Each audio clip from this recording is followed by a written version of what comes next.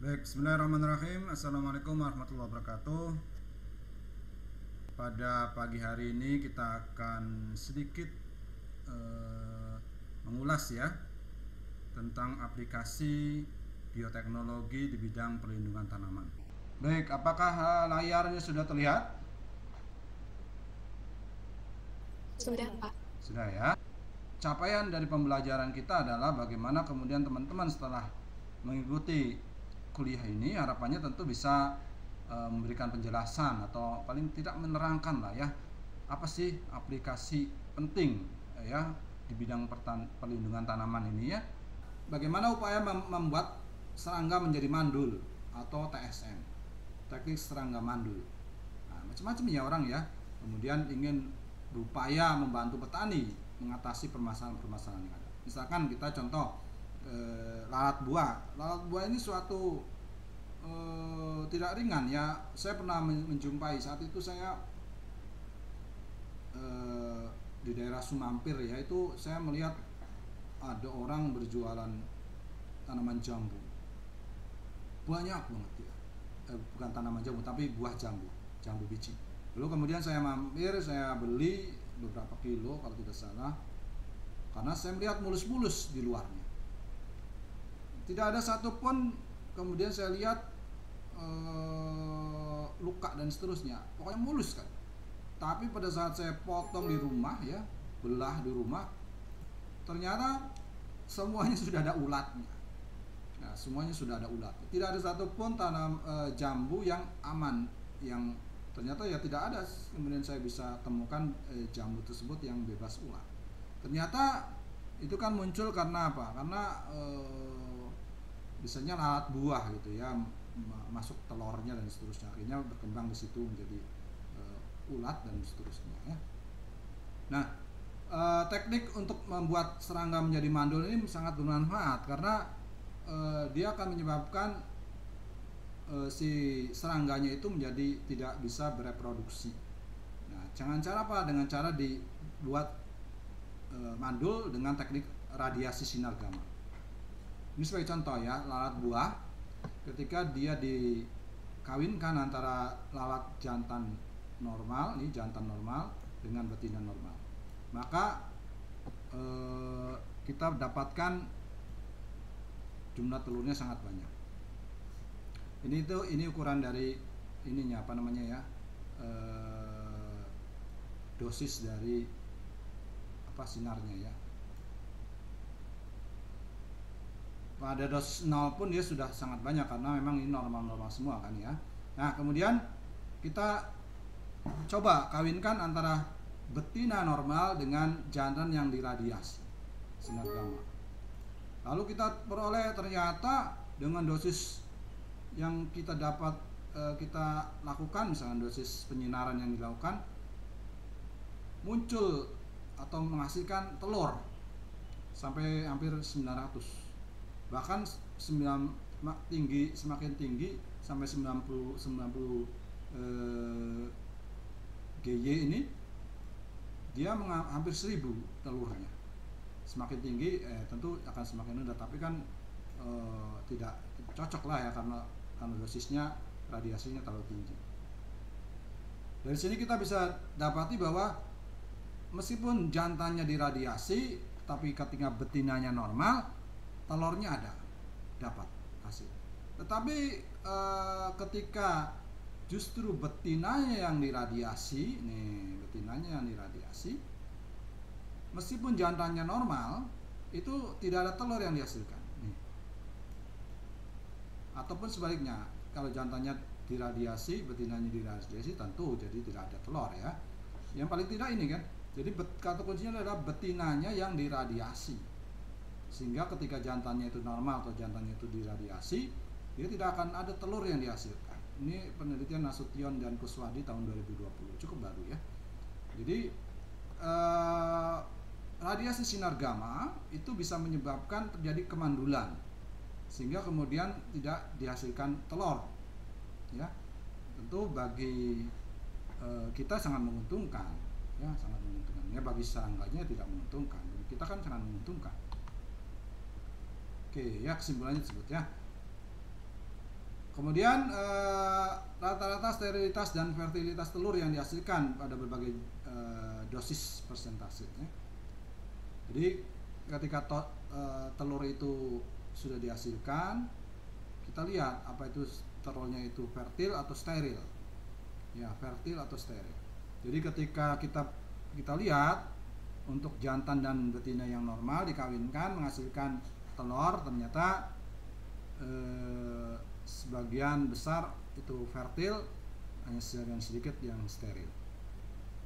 Nah, ketika kita radiasi yang betinanya dengan jantan yang normal, ya radiasi betinanya semua nih ya dengan jantan yang normal dan ada pula jantan yang diradiasi, maka kemudian kita lihat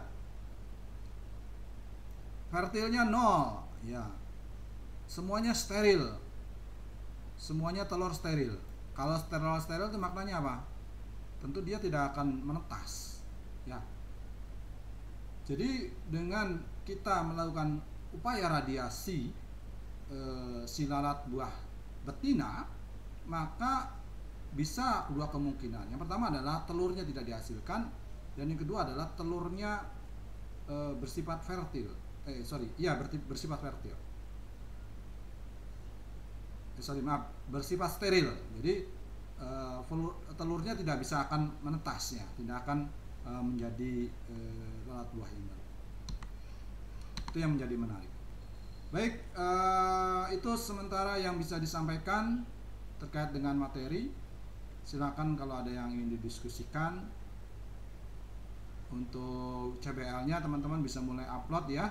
Nanti pekan depan kita akan cek, dan teman-teman harapannya pekan depan bisa segera mengupload, lalu kemudian diperbaiki lagi kalau memang perlu perbaikan tentunya. Kalau sudah oke, ya tidak ada masalah. Baik, ada yang ingin ditanyakan?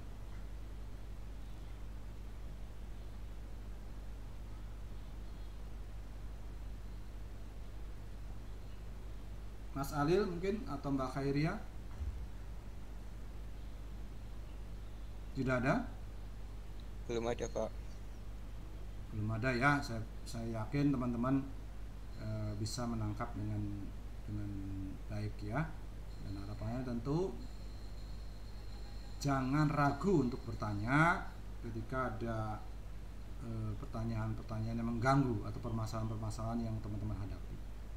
Karena memang dengan bertanya itu baik itu dengan teman ataupun dengan dosen, ya itu akan membuka wawasan kita terhadap permasalahan. Barangkali mahasiswa yang lain tentu bisa, karena referensinya banyak, dia bisa tahu lebih banyak jawabannya. Oke, ini ada pertanyaan dari Rizky Nur Apriliawan. Silakan, ada raise hand. Baik Pak, saya mau bertanya Pak. Ya, gimana Mas Rizky? Serangga tadi, sebelumnya apakah suara saya terdengar jelas Pak? Ya, oke, terdengar. Oke. Apakah pemandulan serangga menimbulkan efek baik positif atau negatif terhadap organisme lain selain serangga itu sendiri dan tanaman Pak? Gitu. Oke. Baik, terima kasih ya. Pertanyaan Mas Rizky ini menarik.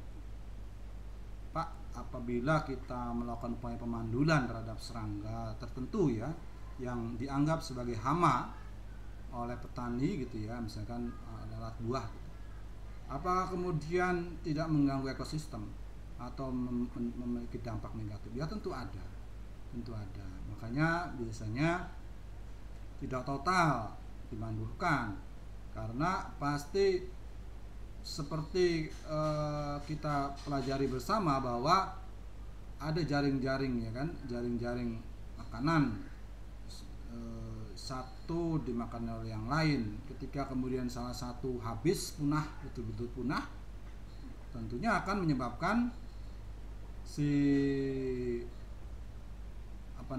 organisme yang memakan serangga tersebut misalkan, ya akan kehilangan mangsanya atau kehilangan makanannya, lalu kemudian akan punah dan akan mengganggu ekosistem tentu. Makanya tidak sembarangan kemudian kita melakukan upaya ini ya, dan tentu harus berbasis riset yang sangat mendalam sehingga kemudian berapa yang kita targetkan sehingga sampai tidak menimbulkan kepunahan serangga secara umum gitu ya. Jadi tentunya kalau tadi contoh kita lalat buah gitu ya, barangkali bagi organisme lain atau bagi yang lainnya lalat buah itu sangat bermanfaat ya untuk membantu, misalnya membantu proses apa itu penyerbukan dan seterusnya. Nah, itu barangkali ketika kita betul-betul melakukan upaya pemandulan secara total, tentunya akan berdampak negatif ya, akan berdampak negatif. Tapi paling tidak ini menjadi wawasan untuk kita bahwa upaya pengendalian bisa banyak hal dilakukan. Konsep pemandulan ini juga bisa dilakukan teman-teman dari UGM, itu pemandulan nyamuk ya, nyamuk yang penyebab demam berdarah. Nah, pemandulan nyamuk penyebab demam berdarah ini juga sudah dikembangkan oleh mereka sehingga harapannya nanti nyamuk-nyamuk itu tidak bertelur ya. Ya saya nggak tahu nyamuk itu apakah kemudian ada ekosistem yang kemudian ya, hewan pemakan nyamuk kan misalkan adalah katak. Nanti kalau nyamuknya habis, tentu katak akan kurang makanan. Ya kalau serangga yang lain ada sih, dia ada alternatif. Tapi kalau ternyata tidak ada, ya dia hanya mengandalkan dari serangga, ya tentu akan menyebabkan kepunahan pada katak. Kalau katak punah, mungkin serangga lain, hewan yang lain, misalkan ular ataupun hewan yang pemangsa katak menjadi punah juga. Nah itu untungnya bahwa sistem ekosistem di kita itu kan ada sistem jaring-jaring. Kalau rantai makanan itu kan biasanya hanya satu alur ya, dari organisme A dimakan organisme B dimakan organisme C dan seterusnya. Kalau jaring-jaring itu ada alternatif, misalkan organisme A itu bisa dimakan oleh predator A dan B, atau predator A itu bisa memakan organisme A dan B. Jadi karena ada jaring-jaring itu ada alternatif ya, kayak kita manusia. Kita kalau tidak ada makan nasi, misalnya tidak ketemu nasi, kita bisa ketemu terigu, ya misalkan mie gitu ya, atau bisa ketemu ketela, ketemu muntul, kebolet. Nah, itu kan hampir mirip karbohidrat gitu ya. Nah, itu memungkinkan seperti itu. Nah, tapi tentu kondisi ini akan harus kita pelajari ya secara ekosistem. Kalau kita memandulkan ini tidak serta-merta kemudian langsung kita laksanakan secara total gitu kan, tidak, karena dia akan mengganggu ekosistem tentunya. Terima kasih pertanyaannya Mas tadi siapa? Rizky ya. Baik Pak, terima kasih atas penjelasannya. Ya, sama-sama.